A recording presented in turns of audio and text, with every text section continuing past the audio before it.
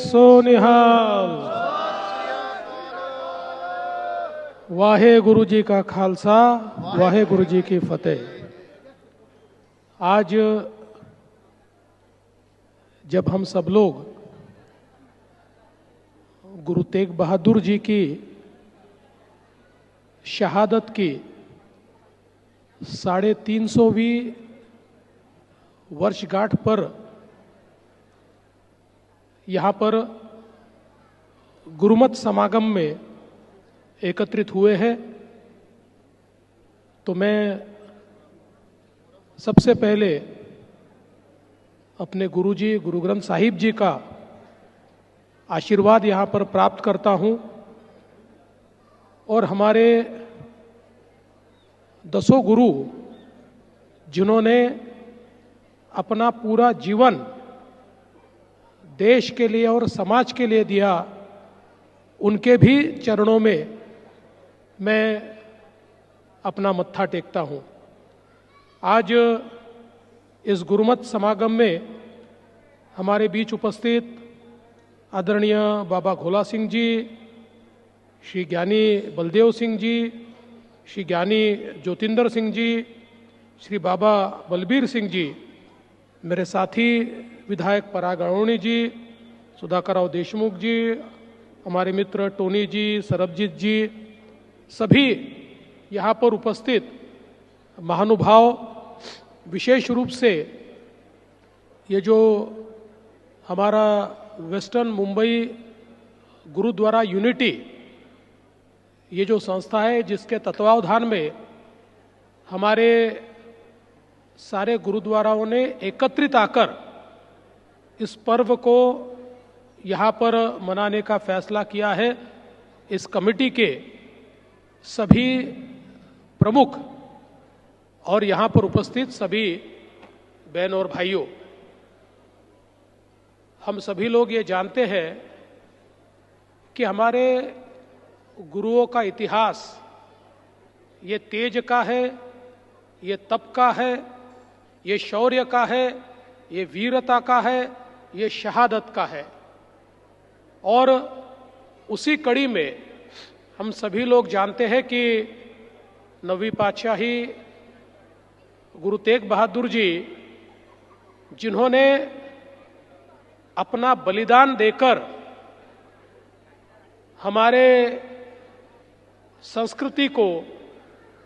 हमारे धर्म को बचाने का काम किया था, और उस समय जब औरंगजेब के अत्याचार ये असीमित थे और बड़े पैमाने पर अत्याचार करके लोगों को इस्लाम अवलंबी बनाने का प्रयास जिस समय औरंगजेब कर रहा था, ऐसे समय गुरुजी ने हमारे लोगों का रक्षण किया। और जैसा कि हम सभी जानते हैं, कश्मीरी पंडित हो, हिंदू हो, अलग अलग पंथों को मानने वाले लोग हो, सभी के रक्षणकर्ता के रूप में गुरु तेग बहादुर जी ये चट्टान की तरह खड़े हुए। इसीलिए उनको हिंद की चादर कहा जाता है, क्योंकि इस हिंद की चादर ने अपने बलिदान को देकर हमारे देश धर्म को बचाने का काम किया है। और जिस समय औरंगजेब ने उनको पकड़ा और पकड़ने के बाद कई प्रकार के लालच भी दिए, दबाने का भी प्रयास किया, भयभीत करने का भी प्रयास किया, और एक ही मांग हो रही थी कि आप इस्लाम में चले जाओ। गुरु तेग बहादुर जी ने कहा कि अगर तुम मुझे इस्लाम स्वीकारने के लिए बाध्य करोगे तो मेरी पूरी कौम इस्लाम हो जाएगी, लेकिन तुम मुझे बाध्य नहीं कर सकते। और इतने अत्याचार गुरुजी के साथ, उनके तमाम जो साथी थे उनके साथ, चेलों के साथ इतने भयानक अत्याचार औरंगजेब ने किए, लेकिन गुरुजी ने हार नहीं मानी और हम सभी लोग जानते हैं कि 1675 में चांदनी चौक में जिस प्रकार से गुरुजी की शहादत हुई, आज भी हम लोग जब वहां जाते हैं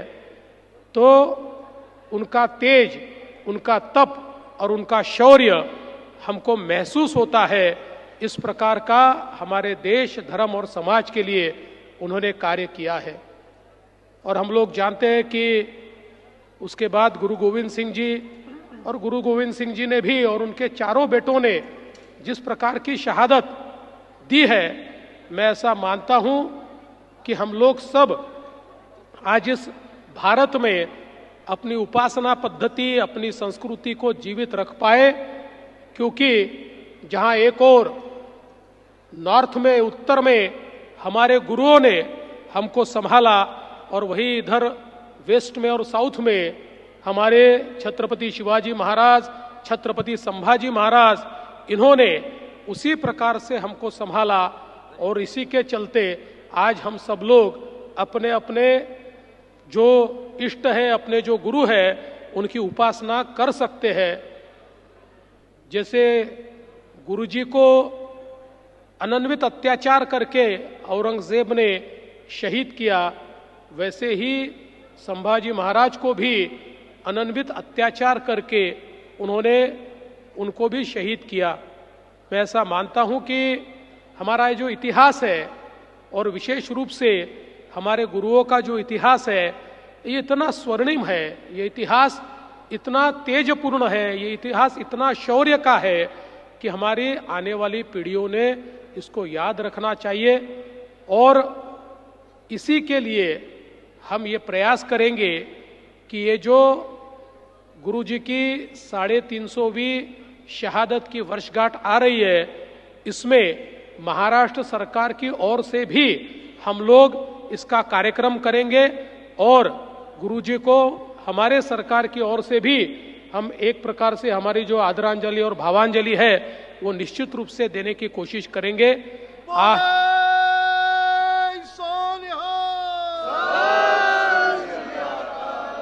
आज इस पवित्र मौके पर आपने मुझे निमंत्रित किया, श्री गुरुजी का दर्शन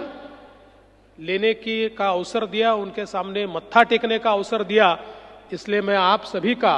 बहुत बहुत आभार व्यक्त करता हूं और अपने शब्दों को विराम देता हूं। बोले सो निहाल,